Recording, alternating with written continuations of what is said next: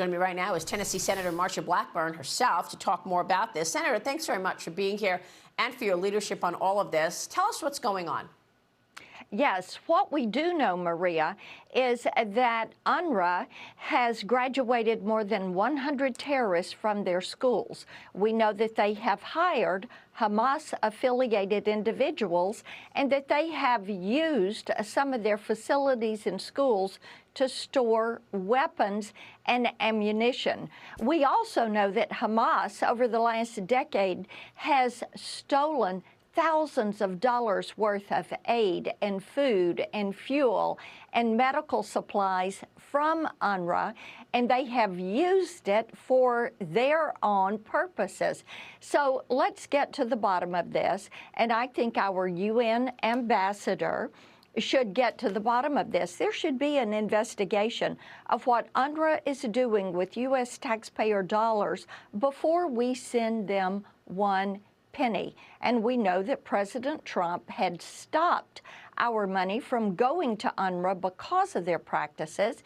And then President Biden put it back in place and has given them about $1 billion over the last 3 years. Unbelievable. It's all politics all the time with this White House. Senator, have you heard back? Have you gotten a response?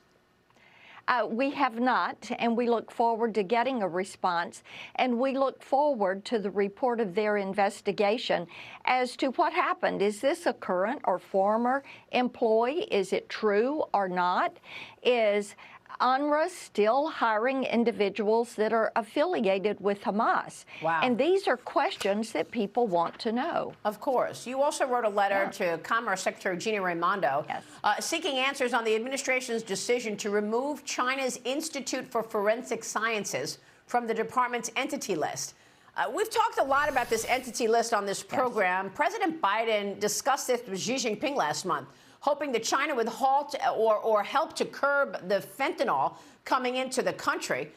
Tell us about this and exactly what's going on, because we continue to question some of Joe Biden's move with regard to China. You're right, we do, because there is a very inconsistent policy around our foreign policy and the relationships with China. Likewise, Maria, there is an inconsistent policy around combating Islamophobia, because you hear one policy in the Middle East, but you have this group, this Chinese forensic science lab, and they were on the entity list in large part because of the genocide that they have been a part of, the genocide against the Uyghur Muslims.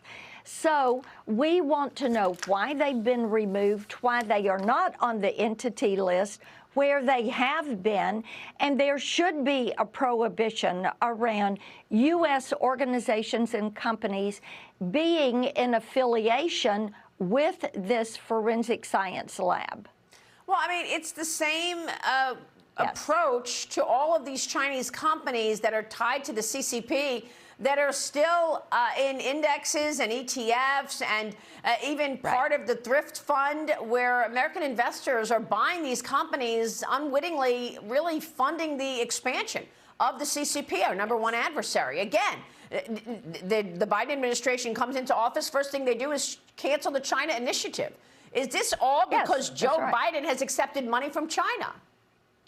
And you wonder about that. You wonder about the relationship with Hunter Biden. You were just talking with Jody Arrington about how they're looking at this and these relationships and the bank transfers that we have seen. And you mentioned the China initiative. Maria, that is the initiative that we had to investigate Chinese spies that are here in this country. So why would you cancel this? We needed it, just like investors need to know who is on the entity list so they know who not to go to, who not to participate or partner with. And this administration has muddled the entire thing. There is a lack of consistency. Our enemies are not sure they're an enemy. Our friends are not sure they're a friend. And that is where there ought to be a bright line, and people should know that if they're our enemy, we are going to come after them. If they're our friend, we're going to stand with them. Well, and I mean, you don't Senator, have that right now. Have you had any response from Joe Biden about any of this? I mean, shouldn't the president respond to all of these accusations and attacks and answer straight away why he canceled the China initiative, why he doesn't hold Xi Jinping accountable for anything, including the COVID cover-up, releasing COVID out of a Wuhan lab, a surveillance balloon, traveling our country, years and years of intellectual property theft, bullying our ships and planes in international waters and airspace, backing our adversaries like Russia and Iran. Have you gotten any answer, or is this just a cover-up? Because FBI Director Christopher Wray will testify before your committee today, the Judiciary Committee, this morning. I know you are a member of that committee, and you are going to be among those asking him questions. Are you going to ask him any of these questions if he's covering up Joe Biden crimes? We would love to know if he's covering up some of Joe Biden's crimes. I also want to know how and what participation the FBI had in covering up these flight logs from Jeffrey Epstein. We would also like to know what they're doing with their investigation into Hunter Biden, how they went about investigating President Trump and pulling information from private individuals that were retweeting a President Trump tweet. We also want to look at what they're doing to investigate Catholics. We hear that the FBI went in and did an interview with the priest, with the choir director, Maria. They are so off the mark. I tell you what they ought to be doing. They ought to be following these terrorists that are coming across our southern border and into our country and rooting them out. They ought to be looking at why you had 2,000 Chinese nationals in the month of October cross that southern border and enter the U.S. Many of them are military-age young men. Did they look at the 100-plus Russians?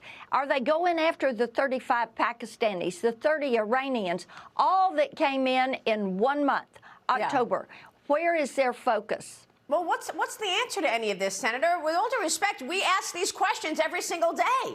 And this could not be more serious right now with the aggression coming out of communist China. We're losing our country, is what I hear increasingly from viewers out there today. So what are you going to do about it? People are sick of reports and sick of letters. They want accountability. You're right.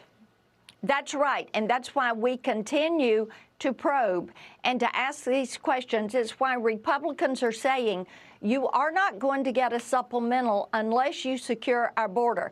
If you want to have a battle over borders, let's secure the U.S. border first before we secure Ukraine's border. And that is where Republicans are on this. It is imperative that we secure the southern border. And Maria, when we pass something that requires them to take this administration, this Biden White House, to take an action, they need to take that action. What we see, and you see it, and it is frustrating, they go out here and they just flaunt the law and do whatever they want to do and disregard the House and the Senate, which is the elected branch of our government. Senator, we're going to be watching all of your work and certainly that testimony today from Christopher Wray. Thanks very much for previewing that and giving us a sense of your priorities. Senator Marsha Blackburn.